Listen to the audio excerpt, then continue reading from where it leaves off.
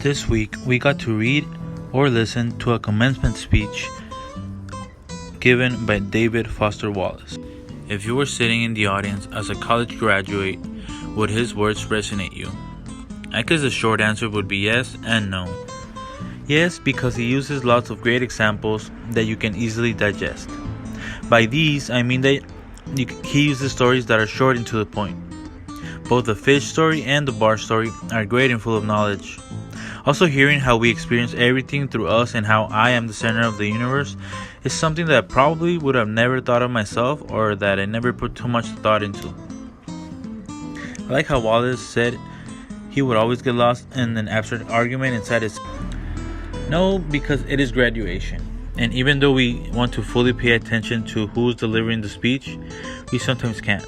We might pay attention to fully loaded words and heavy statements and make them skew.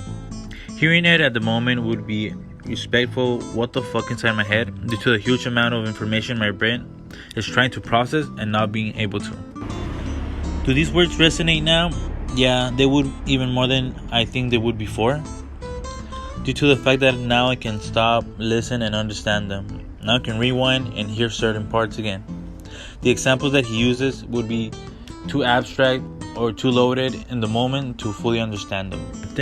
I think this was a great story.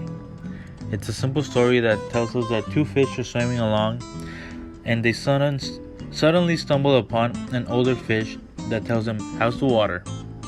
The two fish swim along until one of them says, "What the hell is water?" And just like Wallace said, you think of this as a simple story that will end up teaching us something at the end. However, Wallace then says, and I quote, "This is just a banal platitude. But the fact is that in the day-to-day trenches of adult existence, banal platitudes can have life or death importance." I do believe that this is a very powerful story because it makes us think. It makes us think because he uses it at the beginning of his speech and at the end, and connects it all together with examples of everyday today life. And the final question about, is your current major the best option for you to pursue your deepest passions? I do believe that psychology is the profession that will lead me to my deepest passions because it is writing book, and I think that character development has to do greatly with, or goes hand in hand with, psychology.